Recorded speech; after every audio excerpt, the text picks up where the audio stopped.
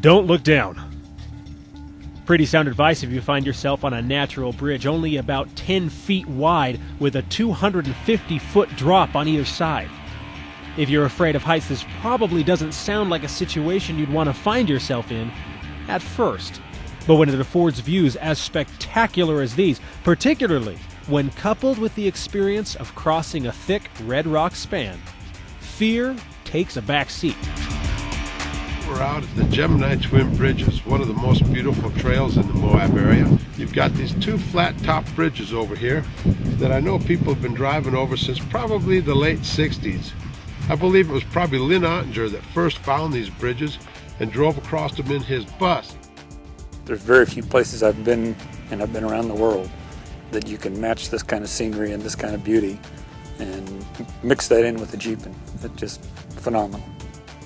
Less than 10 miles outside of Moab, Utah, the parallel wonders of the Gemini bridges brought recreationists on 2 wheels and 4 to this monument of natural wonder for years.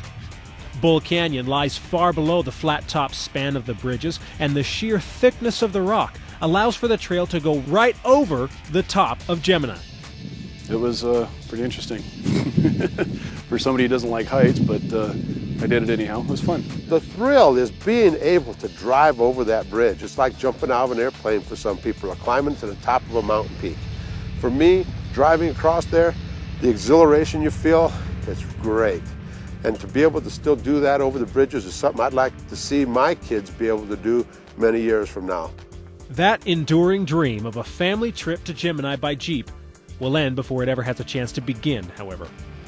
Dan Mick arrived in Moab in 1978 and has been jeeping the area ever since. He loved it so much that in 1992 he started his own tour business, Dan Mick's Guided Jeep Tours. Dan now leads visitors the world over through the diversity of Moab. A diversity that in the next few months will no longer include Gemini. The BLM has worked on their new draft proposals, what they're going to allow us to run on and what they're not. They had 3 or 4 different proposals. None of their plans had this area still in their permit. I believe their intentions were to close this area. To me, it's not just the Gemini bridges being closed, it's the whole aspect that somehow Jeepers are doing damage to the area, and that would just be another in a long line of places that would be off limits to us.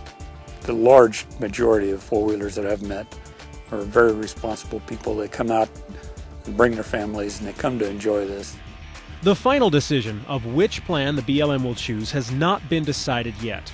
But their reasons for considering the closure are fairly simple, paralleling their own mandate for conservation and protection. What they want to do is keep you on the route, going over the bridges, not making tracks, driving off here and there. And as long as we stay on the route, we may be able to continue to drive over these bridges. As club members and as four-wheelers, we have an obligation to, what we think, manage the land, and so we stay on the trails and we try to encourage everyone else to do that so that we don't destroy the other parts of the landscape and make it available for other people to come and enjoy. The experience of jeeping the twin Gemini bridges may soon be a thing of the past, but it is just one of the marvels of Moab. Hopefully, no more of this iconic land will be lost to recreationists in the future. This is a beautiful area. Let's respect it, keep it clean, pick up the litter along the way that you might see, and hopefully we'll be able to continue to use places like these Gemini Twin Bridges. From outside Moab, Utah, I'm Stephen Heumann for AYO.